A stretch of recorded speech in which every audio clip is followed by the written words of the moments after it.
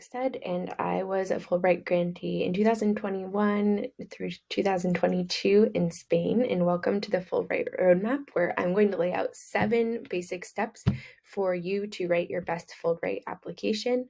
I've created a guide about this if you're interested, with a free checklist in the link below. And today we're going to be focusing on step 1, which is how to choose your Fulbright country and your Fulbright grant. So like I mentioned, this is kind of step 1 in the roadmap, and it's a really important step because it ensures that you're going to choose a grant in a country that's aligned with your skills and your goals. So this is often what you're going to want to be doing in January or May of the application year. So this is great for people who will be applying in the next academic year. Hopefully, if you're applying this year, you already know where you're going to apply. All right, so here are 3 tips that I have to choose your grant. Country, and then also the grant that you'll be using. Number 1, you want to make sure that you are eligible for a Fulbright grant. You can go onto the Fulbright website and just check that in terms of age, education, you are eligible to, first of all, apply for a Fulbright grant in general, and secondly, make sure that you are eligible for that country. Some things that might make you ineligible are if you have dual citizenship in certain countries, or if you've spent more than 6 months in that country. They may either disqualify you or put you at a disadvantage for that grant, so it might not be a great fit for you. Other things that you're going to want to consider in choosing your grant country is deciding if there are language requirements. So do you have the language requirements to meet your grants type? So if it's a study or research, can you use that language and country to complete your research? And if you don't have that language, how are you going to demonstrate that you are working toward that language ability? Number 2, have you considered how your time spent in the country affects your eligibility? So a lot of us might have studied abroad during undergrad in a certain country, and that generally is not held against you.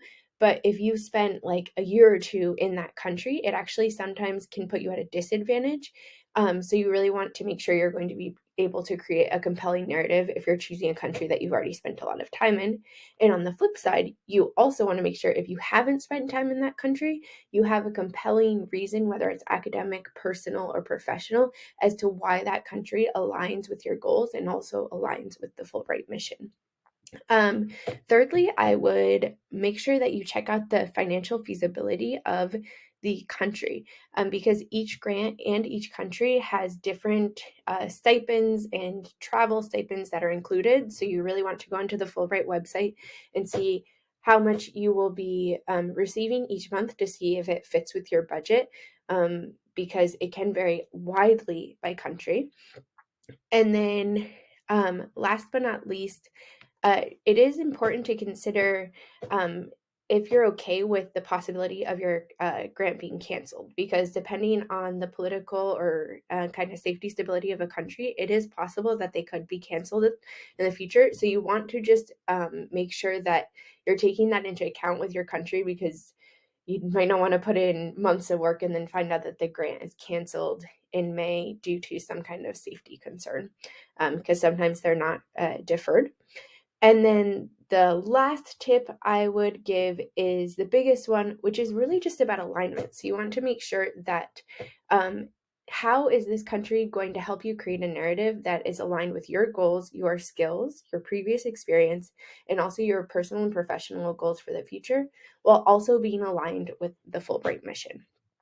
And then I would like to finish up by just saying I wouldn't use this as your number one thing, but I would look at the statistics on the Fulbright website, because some grants have 300 applications for one grantee and other grants have only 10 applications for one grantee. So this shouldn't be your number one reason to apply to a program, but it is good to consider that when you're thinking. So if you would like more information on the application, look at the link below. I have a free checklist. And also, if you would like a Fulbright roadmap with 7 clear steps on how to write your best application, I spent 40 hours making this. Feel free to check it out in the link below. All right, I'll see you in the next video, which is making your application.